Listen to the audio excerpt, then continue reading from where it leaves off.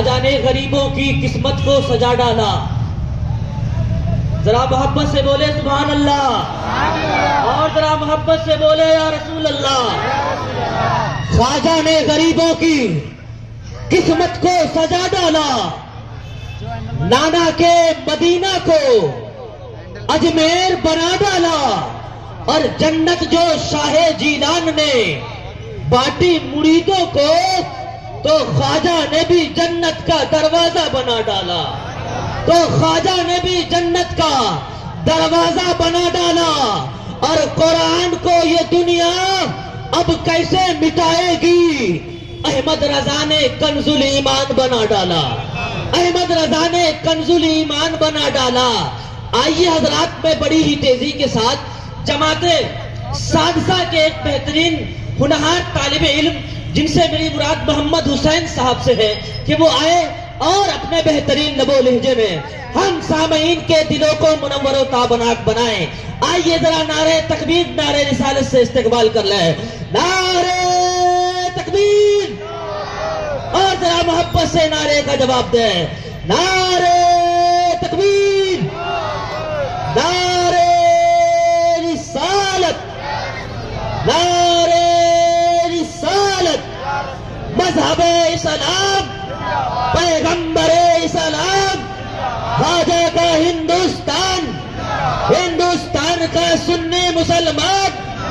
نعرہ تکبیر، نعرہ رسالت. جس میں یاسین کو طٰہٰ سے الگ رکھا ہے، جس میں یاسین کو سائے سے الگ رکھا ہے، اس نے نور کو اندھیرے سے الگ رکھا ہے. اور فاصلہ عشق کی شدت کو بڑھا دیتا ہے، اس لیے کعبہ مدینے سے الگ رکھا ہے. فاصلہ عشق کی شدت کو بڑھا دیتا ہے، اس لیے کعبہ مدینے سے الگ رکھا ہے. اور ایک نقطہ بھی گوارا نہیں، اپنی طرح نام محبوب کو نقطے سے الگ رکھا ہے. نام محبوب کو نقطے سے الگ رکھا ہے. اسکینر والا کیمرہ نہیں آتا؟ یہ میرے میں کیمرہ آتا ہے، یہ اسکینر کا آتا نہیں ہے. السلام علیکم ورحمۃ اللہ تعالی وبرکاتہ. الحمد للہ الذی وکفى وسلام علی عباده الذین اصطفى. اما بعد، اعوذ باللہ من الشیطان الرجیم. بسم اللہ الرحمن الرحیم. واما السائل فلا تنهر. صدق اللہ العظیم وصدق رسوله النبی الامین المتین الکریم. ونحن على ذلك لمن الشاہدین والشاکرین والحمد للہ رب العالمین. واہ کیا جود و کرم ہے شہی بدہا تیرا، نہیں سنتا ہی نہیں مانگنے والا تیرا.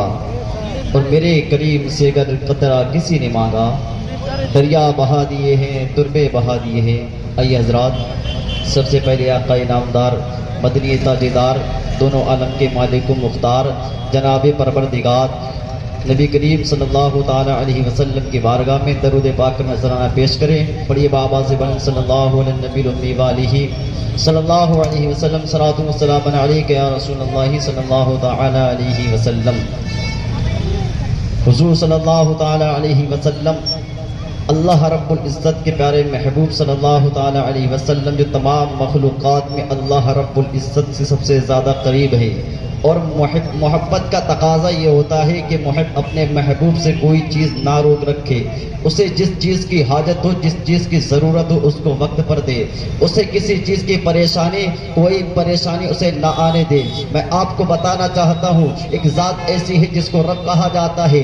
اللہ رب العزت سے زیادہ دنیا کے اندر کوئی ایسا موجود نہیں ہے جو محبت کے تمام تقاضوں کو پورا کر سکے. اسی لیے اس نے اپنے محبوب صلی اللہ تعالی علیہ وسلم کو تمام خزانوں کی چابیاں عطا فرما دیے. اپنے محبوب صلی اللہ تعالی علیہ وسلم کو جود و سخا کا پیکر بنا کر ہمارے درمیان بھیجا تاکہ لوگ یہ جان لے, یہ پہچان لے کہ اللہ رب العزت نے جو ہم کو محبوب عطا فرمایا ہے وہ کوئی بے سہارا نہیں ہے, وہ بے سہارا نہیں ہے, وہ بے اختیار نہیں ہے. اس نے وہ محبوب عطا فرمایا ہے جو مالک مختار ہے, وہ کائنات کا مالک ہے, دونوں جہان کا دولہا ہے. اسی لیے تو امام اہل سنت مجدد دین و ملت شاہ امام احمد رضا خان فاضل بریلوی فرماتے ہیں کہ خالق کے کل نے آپ کو مالک کے کل بنا دیا, خالق کے کل نے آپ کو مالک کے کل بنا دیا.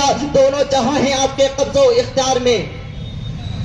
اللہ رب العزت نے اپنے محبوب صلی اللہ تعالی علیہ وسلم کو مالک مختار بنا کر بھیجا, لیکن آج ایک ایسا طبقہ موجود ہے جو نبی کریم صلی اللہ تعالی علیہ وسلم کے بارے میں کہتا ہے کہ جس کا نام محمد یا علی ہے وہ کسی چیز کا مالک و مختار نہیں ہے. میں آپ کو بتانا چاہتا ہوں, دوسری جگہ پہ اللہ رب العزت قرآن مجید والفرقان حمید میں ارشاد فرماتا ہے وَوَجَدَكَ عَائِلًا فَأَغْنَىٰ, اے محبوب ہم نے آپ کو غنی کر دیا. اب بتائیے اللہ کے خزانے میں ایسی کون سی چیز ہے جو موجود نہ ہو؟ اللہ کے خزانے میں ایسا کون سا ایسا وصف ہے جو اللہ رب العزت نے اپنے محبوب کو عطا نہ فرمایا ہو؟ اب آپ ہی فیصلہ کیجئے.